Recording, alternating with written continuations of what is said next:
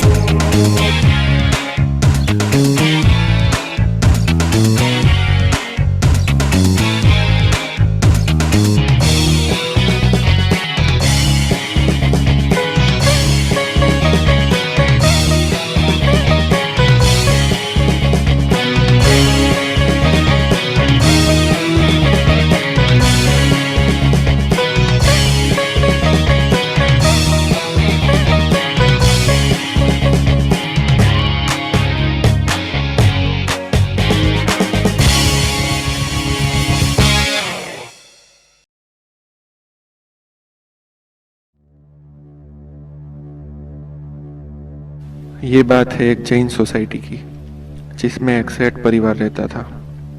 इस परिवार में कुल 4 सदस्य रहते थे। हेमंत भाई शेठ, उनकी पत्नी प्रीतिबेन, 5 साल का बेटा समय और हेमंत भाई की बूढ़ी माताजी लीलावती बेन।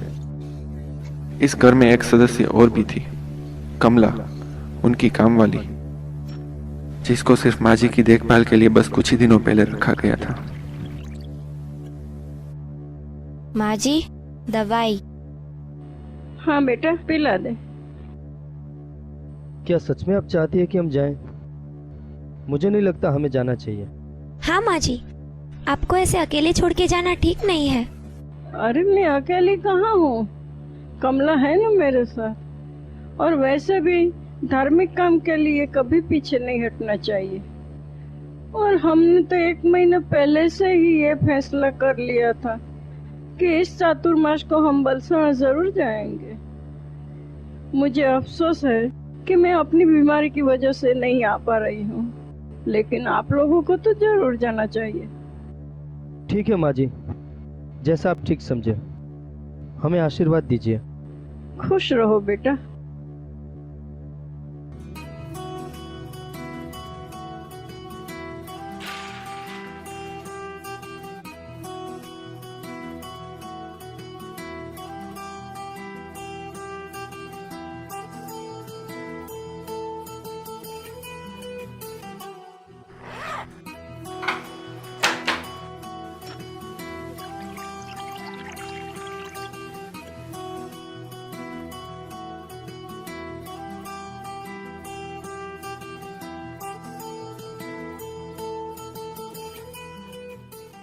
आप कपड़े बदल लीजिए, तब तक मैं शीला को बुला कर आती हूँ। हाँ ठीक है।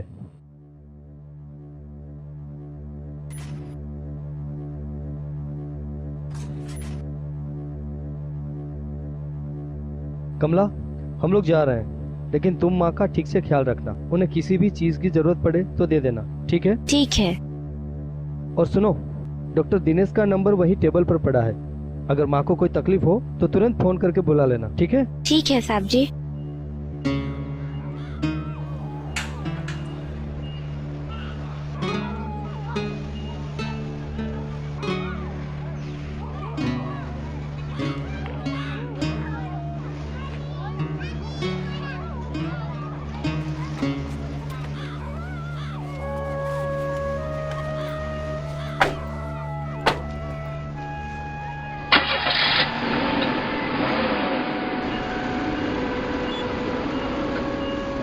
माँ जी क्यों नहीं आए?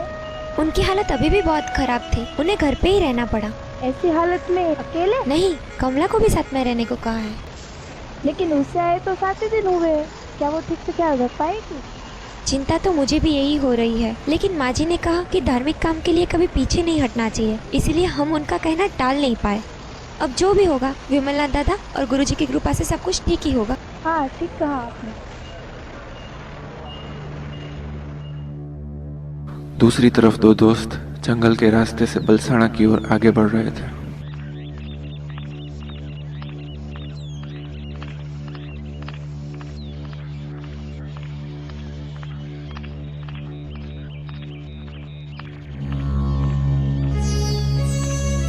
क्या हुआ? वहाँ पे क्यों रुक गया? मुझे ऐसा लग रहा है कि हम दोबारा इसी रास्ते पर से गुजर रहे हैं। क्या? अरे हाँ यार, यहाँ से तो हम पहले भी गुजर चुके हैं। मुझे लगता है हमें उस रास्ते से आगे बढ़ना चाहिए। ठीक है, हम वहीं से जाते हैं। हमें जल्दी आगे बढ़ना चाहिए, वरना अगर अंधेरा हो गया तो वन्य जीवों का सामना करना बहुत कठिन होगा।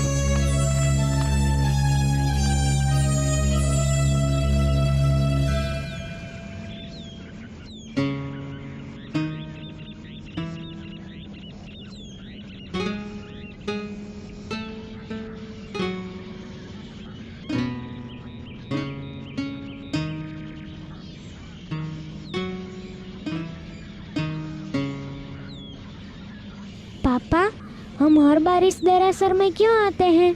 दादा विमलनाथ और गुरुजी से आशीर्वाद लेने। लेकिन यहाँ आना इतना भी क्या जरूरी है कि हम दादी माँ को ऐसी हालत में वहाँ छोड़कर चले आए? बेटा, यहाँ सिर्फ आना शायद जरूरी नहीं है, लेकिन पूरी श्रद्धा के साथ आना बहुत जरूरी है। और इसी श्रद्धा के कारण आज हम यहाँ पर है। क्या मतलब?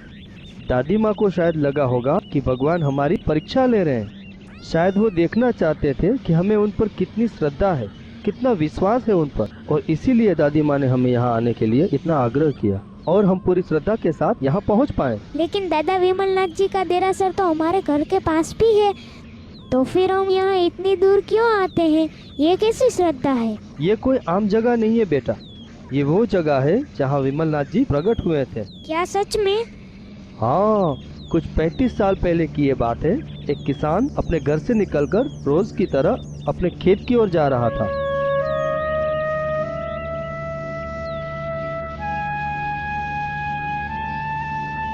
अचानक चलते चलते उसके पाँव में चोट लग गई। चोट बहुत हल्की सी थी, इसलिए उसने ध्यान नहीं दिया और अपने खेत की ओर चल दिया। दूसरे दिन जब वो अपने घर से निकलकर खेत की ओर बढ़ रहा था, तब फिर से उसे चोट लगती है, पर इस बार भी उसने ध्यान नहीं दिया। लेकिन ये सिलसिला कई दिनों तक ऐसे ही चलता रहा।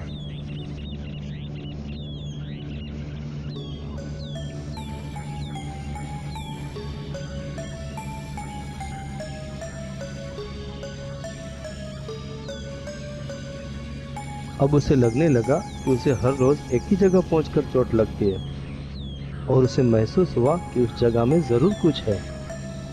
इसीलिए उसने 2-4 गांव वालों को उस जगह को खोदने के लिए इकट्ठा किया। जब गांव वाले खोदने का सामान लेने गए, तब उस जगह को थोड़ा साफ करने के इरादे से वो किसान मिट्टी को वहां से हटाने लगा। तभी अचानक एक चमत्कार हुआ। क्या सच में? हाँ बिल्कुल, अचानक विमलनाथ दादा की 2200 साल पुरानी मूर्ति उसके सामने प्रकट हुई, और इस तरह ये पवित्र भूमि एक तीर्थस्थान बनी।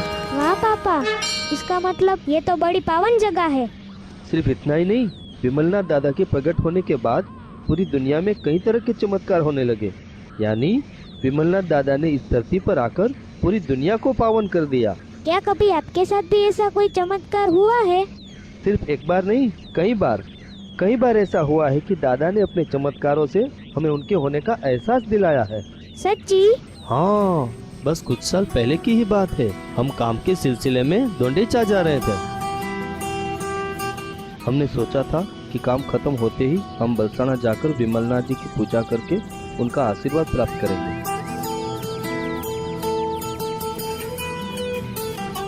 लेकिन हमारा काम थोड़ा देर से खत्म हुआ, इसीलिए कंपनी के ड्राइवर ने कहा कि अब सिर्फ दर्शन के लिए ही बलसाना रुकेंगे, आरती और पूजा के लिए समय नहीं है। उसे कुछ काम था, इसलिए हम चाहते हुए भी उसका विरोध नहीं कर पाए। फिर क्या हुआ? फिर क्या, हम चल पड़े बलसाना की ओर, मगर बस 4-5 किलोमीटर ही आगे बढ़े थे कि अचानक। क्या हुआ पापा? अचानक एक बहुत ही बड़े सांप ने हमारा रास्ता रोक लिया। क्या? सांप? हाँ, वो भी 7-8 फीट का। ओह! सबने बहुत कोशिश की, प्रार्थनाएं की, किसी ने विनती भी की, लेकिन नागराज वहां से बिल्कुल नहीं हिले और हमें ज्यादा देरी होने लगी। फिर अचानक ही ड्राइवर को याद आया कि उसने पूजा के लिए मना किया, शायद इसीलिए ऐसा हुआ है, और तुरंत ही उसने नागराजा से माफी मांगी और कहा कि सभी यात्री पूजा जरूर करेंगे। ओह! माफी मांगते ही नागराजा वहां से चल दिए, और हम सब ने पूरी निष्ठा के साथ विमलनाथ दादा की पूजा की और गुरुजी के आशीर्वाद लिए। सच में ये तो एक अद्भुत चमत्कार है। अरे ये तो कुछ भी नहीं, गुरुदेव के पास तो पूरा पटारा है जो ऐसे चमत्कारों से भरा पड़ा है। तो चलो ना पापा, हम गुरुदेव के पास जाते हैं। अरे रुको तो सही, मम्मी को तो आ जाने दो, फिर सब साथ में चलेंगे। क्या बातें हो रही है बाप बेटे में? हाँ, कुछ नहीं, बस विमलनाथ दादा के चमत्कार की बातें हो रही थी। हाँ मम्मी, पापा बता रहे थे कि गुरुदेव के पास विमलनाथ जी की ऐसी बहुत सारी चमत्कारी बातें हैं, तो चलो ना हम उनके पास चलते हैं। हाँ बेटा, चलो हम वहीं जा रहे हैं।